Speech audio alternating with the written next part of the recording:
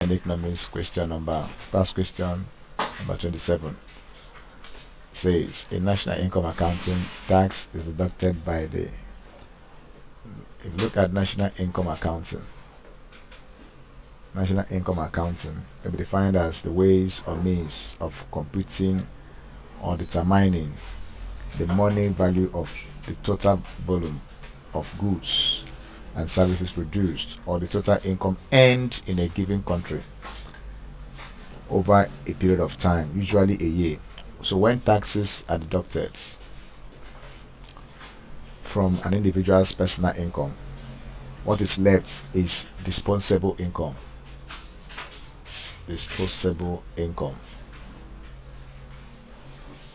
Okay, which can be spent or saved by the individual or household concerned. So our option A says level of income. Option B says level of investment. Option C says level of consumption. Option D says rate of savings. From our definition, it deals with level of income. So option A is the correct answer. Thank you.